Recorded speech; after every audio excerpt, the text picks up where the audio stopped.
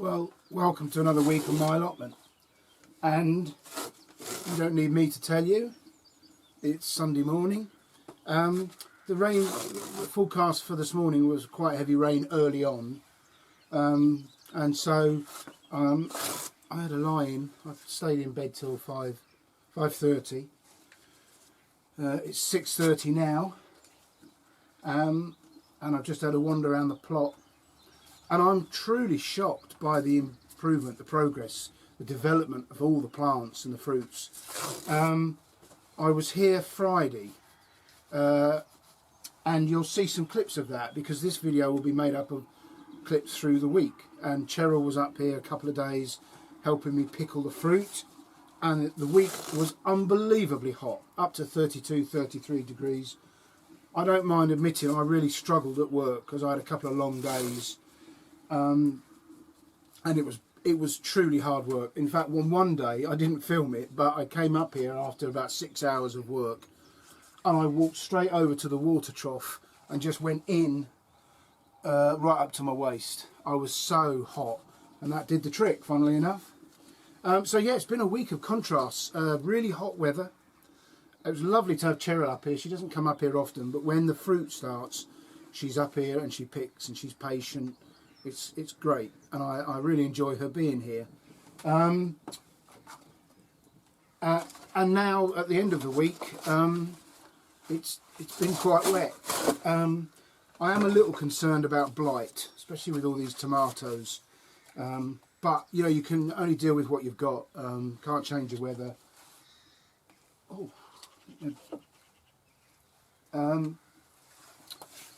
So, and I'm not concentrating. So yeah, it's been a week of contrast, and I've got all day up here, lots and lots to do. It can be a bit daunting, you know, when you get here and you realise all the beans need tying in because they're growing and they're straggling away from the poles. There's lots of weeds because of all the rain, so you need to get the hoe out. Then you can see the tomatoes have got the shoots coming off them, they all need cutting back. The sweet, we've got gale force winds coming today, so the sweet corn needs tying in because that is at severe risk of being knocked over.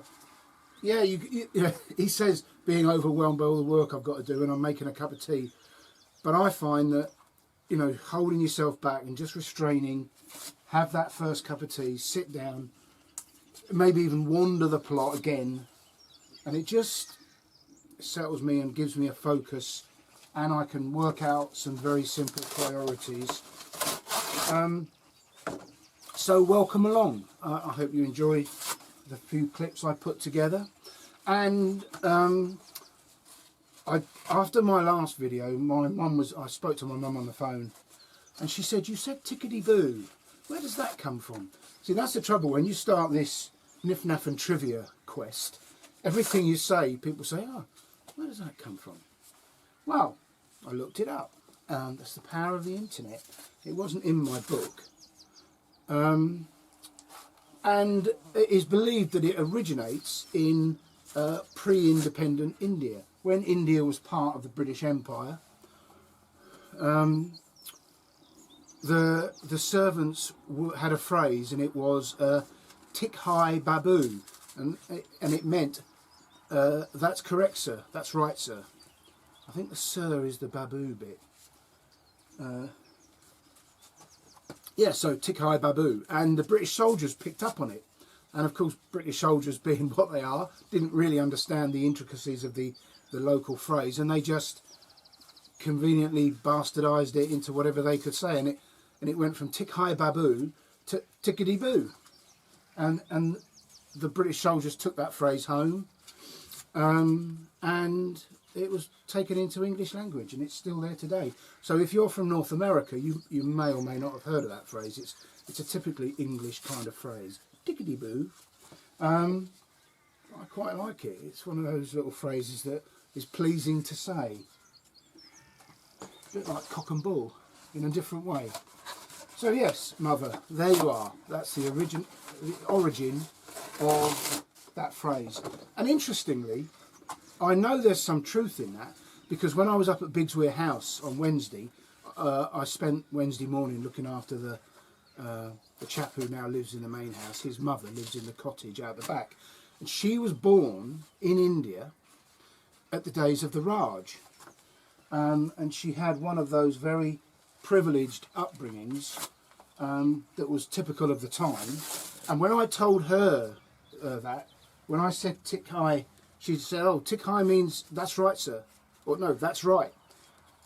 She wasn't sure about the babu bit, because of course, with being a small girl, she won't have heard the sir bit because she wasn't a sir. But yeah, I'm not making a very good job of this blooming brew. This is an emergency. Oh no, we're off again. Oh, so there you are, Mother. I hope that quells that curiosity. Right, I really must concentrate on getting this brew made, because no brew means no work. So yes, as I say, this short video, or maybe not short, will just be an accumulation of all the clips through the week. So in a minute, you know, I'm here and it's raining right now. Yep, it's raining harder, and the wind is starting to build. Actually, in a second, I'm going to cut away to stinking hot weather and clear blue skies. But you'll understand that that was done through the week. And then we'll have a wander around the plot. And I've just filmed that because, again, by the mid-afternoon, when I'm usually ready to do the plot walkabout, it'll be absolutely blowing a gale, literally. So, you know, the wind can be a bit of a nuisance. So, welcome along. I hope you enjoy it, and it's good to have you with me.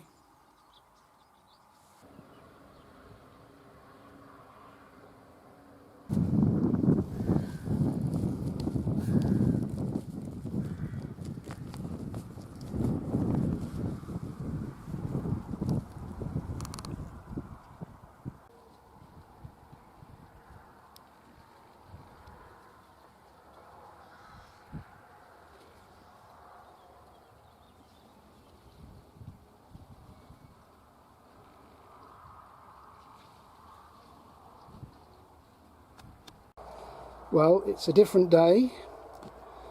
Cheryl's back up here again. Those are John's sweet pea flowers that he let me pick because he's got so many. So a very large helping of blueberries. The blackberries are starting to come and they are fantastic. Another cauliflower, a whacking great courgette, some more New Zealand spinach, a large dose of black currants. We have yet to pick the raspberries. There's a view you don't see every day.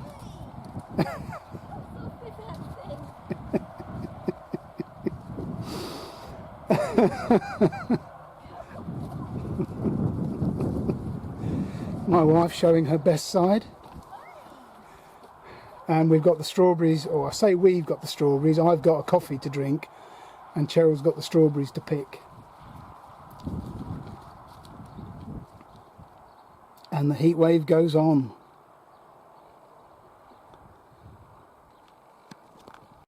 Well, that's the garlic. I mean, it couldn't have dried any harder than the last couple of days.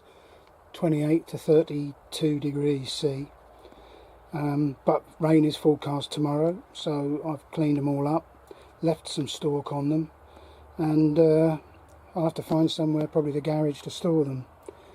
But that's the full haul today.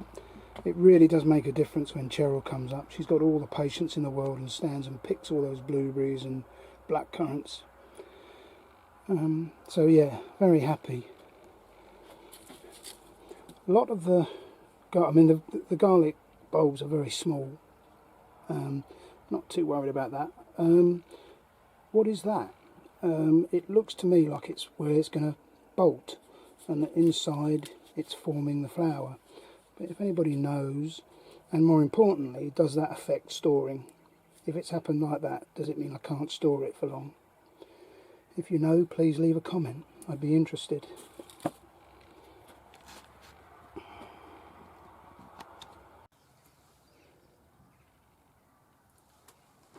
Okay, so we've done tickety-boo. I've got two more from you, again from the Kitchen Garden magazine, from that article I mentioned in the last video. So here are two more gardening tales but you have to work out if they're fact or fiction. So the first one, eggshells keep slugs at bay. Well, I hear that all the time. Every garden presenter, every gardening program, every YouTube video, they all say the same. Eggshells keep slugs at bay. So do they? Is that fact or fiction? And parsnips taste better if harvested after the first frost. Fact or fiction? So there's two for you, and I'll let you know at the end of the programme. Sorry about the light in here. Can you see me? And I forgot to mention when I just did my intro that although our daughter Charlotte has now gone back to work and is back in the base from which she works, we carried on our tradition, and Cheryl and I went for our lockdown Saturday walk, because of course Wales is still effectively in lockdown, I think. Has been since the very beginning of this, and they've not eased. I mean, I think they let a few people out. You can go up to 5 miles, which is a joke, but yeah, so we live it. I mean, I'm in England now, but I have to come over the border to get to my allotment. And back in Wales, we're still effectively in lockdown. So we went for another lockdown walk, and I'll put a couple of clips in that in. The Wye Valley walk starts a couple of 100 metres from our house. So we are very, very fortunate in that regard, and that's the route we walked yesterday.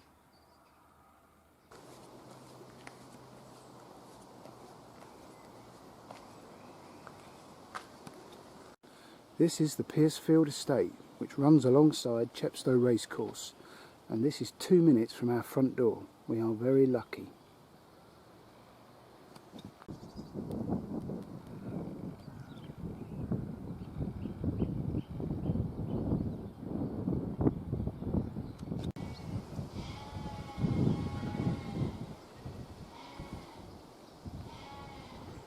Piercefield House.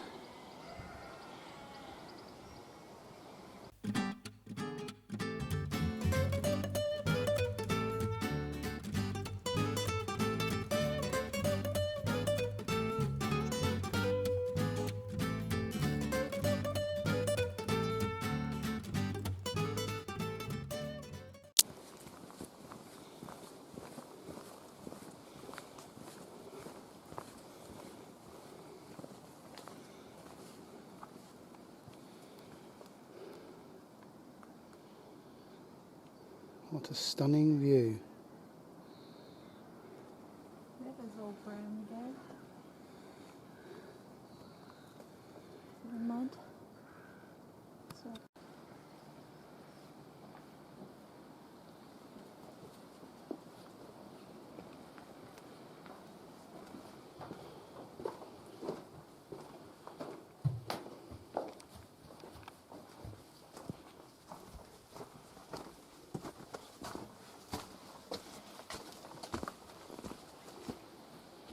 That was the Giant's Cave, which is a folly on a walk around the Piercefield Estate that was the start of the picturesque movement and modern tourism as we know it. So a place of very profound historical importance.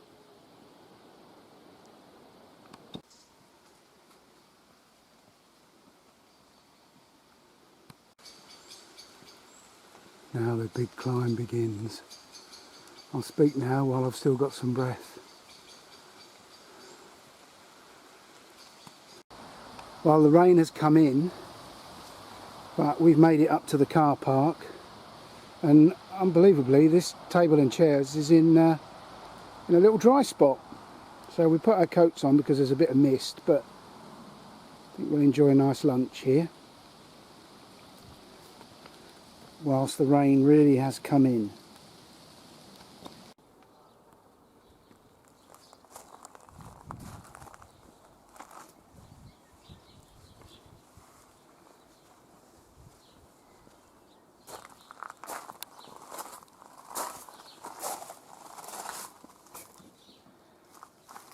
So the update on the greenhouse is the basil is growing away beautifully.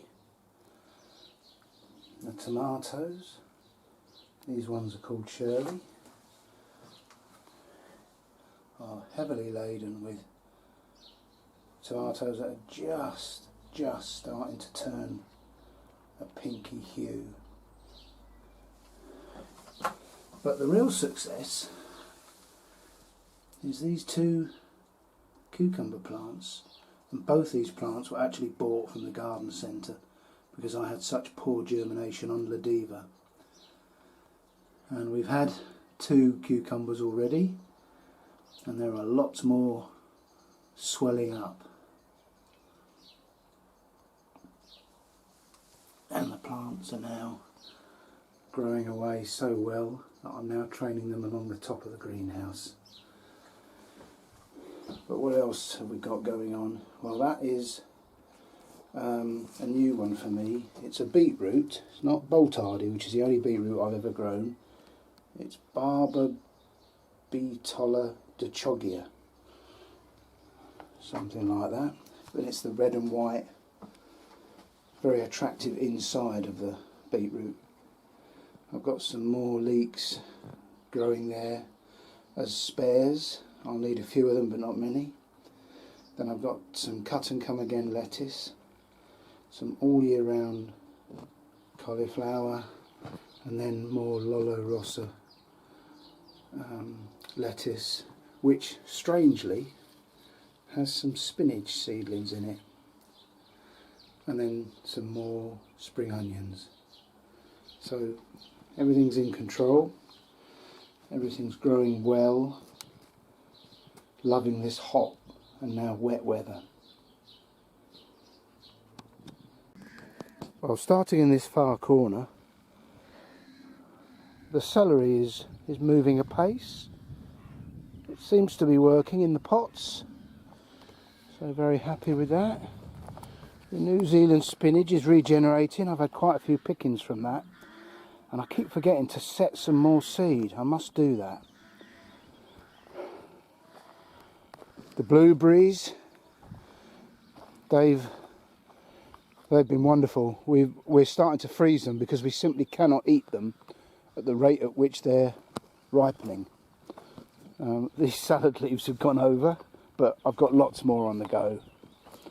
Strawberries are glinting red everywhere I look. My sweet peas that Bridget gave me, looking superb. And the alderman pea, lots and lots of mature. I might even take some to the farm shop today, simply because there's so many there. Truly superb. French climbing beans, wow. Same with some, there's some French climbing beans there and some runner beans. And while I've been away, the poppies have come out in the little flower troughs. So everywhere I look, it's an absolute effusion of colour and growth. Is that a word, or have I just made that up? The second bed of leeks are looking good. A little bit worried with all this warm, wet weather now that we'll get rust early. But we'll have to wait and see. Those are the more mature leeks over there. And all those raspberries again that Bridget gave me, they've all really taken well, and this heavy rain will do them the power of good. These beans, Benchmaster, are making their way nicely up the arch. And this, oh crikey, look at that courgette, it's a whopper. The calendulas and the Market Moor cucumbers are doing very well. They're really speeding across the ground, and there in amongst them are the sweet potato plants. But this is the bed that really caught my eye when I arrived, the butternut squash. These have barely moved for several weeks, and all of a sudden it's like a switch has been flicked, and my goodness have they taken off. I've got to sort out some of the the leaders today, stop them going through the fence. One's already made a way through, but it's not too bad. I can get that back out and pin them down. And the cucumbers are going up the trellis. This is the bed I raised. Put some cabbages in. There's tomatoes forming everywhere on my 49 plants. The sweet corn is, all those tassels have come out since I was last here. The Brussels sprouts. What an absolute joy it is to see all this wonderful growth. A lot of weeds in amongst the beetroot. Trouble is, you know, there's nowhere to put my feet, so I can't do much about that, but I'm not going to worry. Again, this arch is being covered by the Benchmaster runner beans. This is the Atlantic Giant pumpkin, and the big news is I have 2 pumpkins. If I put my hand there, that's now slightly bigger than a tennis ball, I would suggest. That's the one I'm going to keep. Sorry, the camera wasn't quite there. And so that one's got to come off today because I want the plant to put all the effort into that baby. And then we come to the butternut squash that Bridget gave me. And these still aren't looking great when you look at the ones that I got in that other bed. And the pumpkins,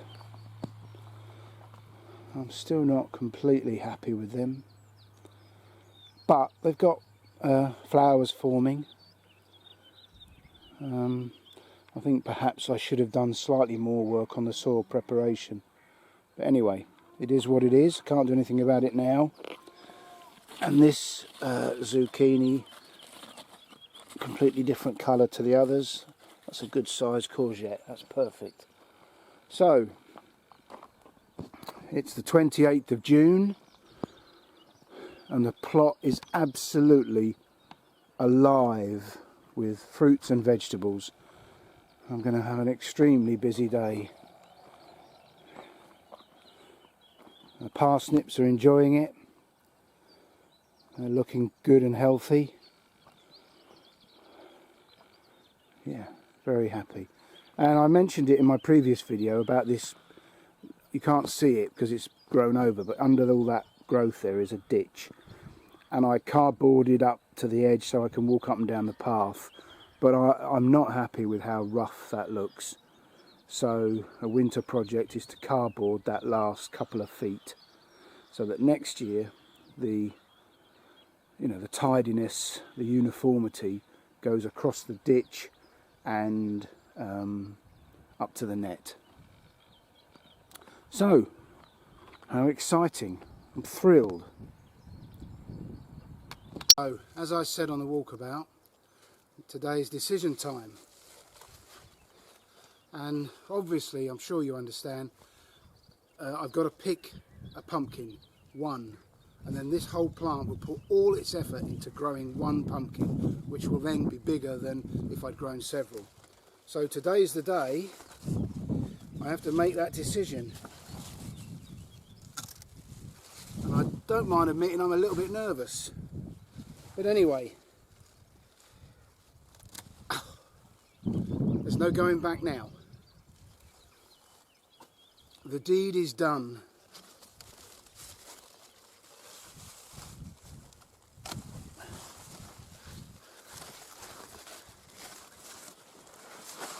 So I'm cutting off all the other growth.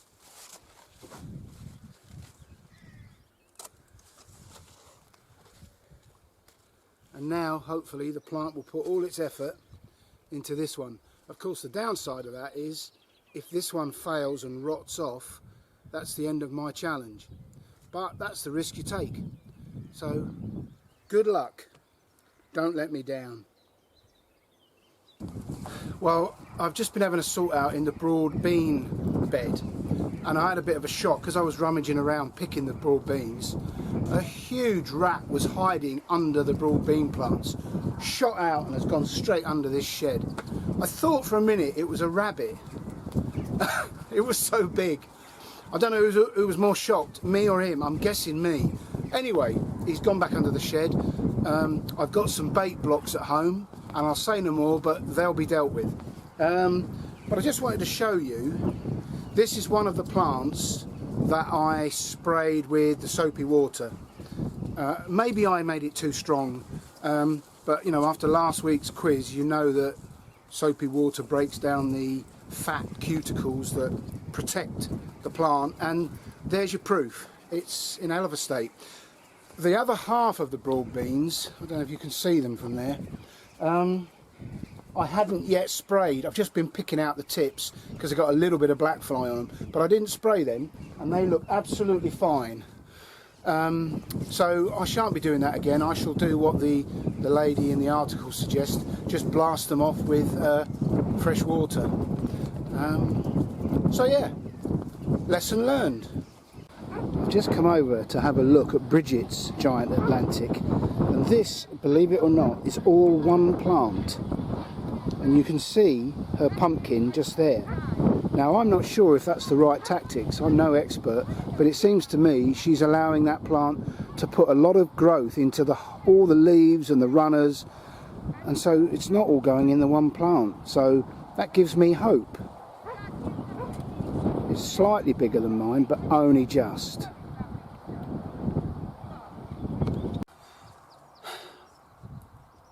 I've said before and I'll say it again, allotments are not for the faint-hearted. They are hard work. There are no shortcuts. It's a lot of blood, sweat and tears. But every once in a while, a moment happens,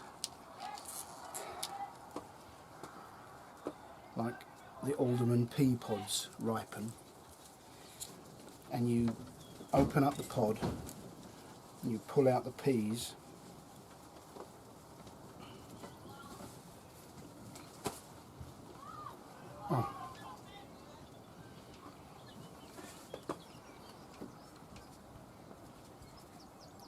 and all that work just melts away into a sublime pleasure that, unless you've done what I've just done, you'll have no idea how a pea tastes.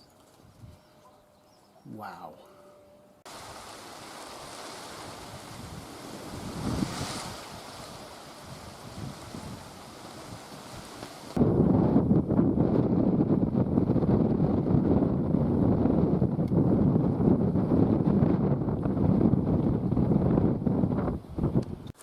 Well, that's it for this week. Thank you very much for watching.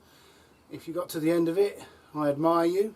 I've had a great week up here. It's been nice that Cheryl's come along, and I'm glad, we were both glad we went and did our walk, even when Charlotte wasn't here, because Charlotte tended to sort of promote that, and we sort of felt obliged to do it because we, you know, she looked forward to it. We all looked forward to it. They were cracking walks, really were wonderful memories. Probably my favourite memory is on a lovely day walking down towards the village of Tinton on this open field surrounded by the hills.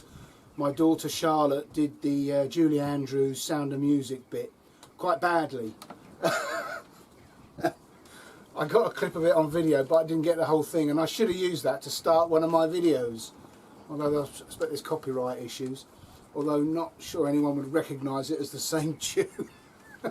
That's one of my best memories of the whole thing. So anyway, thank you for watching. Not sure I'll do one next week, because next week the campsite's open in England. Although we live in Wales, we're going to try and escape across the bridge into the land of the free and have a weekend on a campsite in the Cotswolds. So we'll either be away having the time of our lives and our lives are back to normal, or we'll be incarcerated by the Welsh police in jail for breaking the rules. I think. I'm not sure what the rules are. Anyway, let's do the two questions. So, eggshells keep slugs at bay. Fiction. Slugs just hate dragging their soft, wet bodies over a rough, dry barrier. Or so the claim goes. For this reason, you may be surrounding your crops with grit or eggshells to form a barrier where slugs refuse to tread. Effective? Not so much. Even if it were true that slugs don't like crawling over rough materials, they live underground. This means that they can tunnel beneath a barrier before you can say eggshells. Oh dear. In fact, some materials may make slugs' problems worse. In a recent RHS study, Royal Horticultural Society, more slug damage was found on mulched crops than unmulched crops of the same kind, possibly because they keep soil nice and moist for slugs. For a remedy that's proven to control slugs without harming other life, try nematodes. These microscopic slug parasites can be watered into your soil to control the local slug population for 4 to 6 weeks. So there you go. And the other one, parsnips taste better if harvested after the first frost. That is a fact. Parsnips are traditionally left to undergo a hard frost before harvesting, which is said to improve their flavour. Any truth in this? Yes, taste tests conducted by panels of experts show that parsnips really do taste sweeter after being frozen. This is because starchy crops withstand frost by converting their starches, which are easily damaged by frost, into sugars, which aren't. The trick works not only for parsnips, but for other starchy crops that perform the same feat, including swede, carrot, beetroot, celeriac and turnip. You don't have to leave them in the ground either. Popping these veggies in your freezer overnight has exactly the same effect. Isn't that interesting? Anyway, I hope you find it interesting, and if you've hung on this long to find out, I hope you do. So, thank you very much for watching. Thanks to those who've subscribed, and who knows when I shall see you next. I'll let you know. Thanks for watching. Bye now.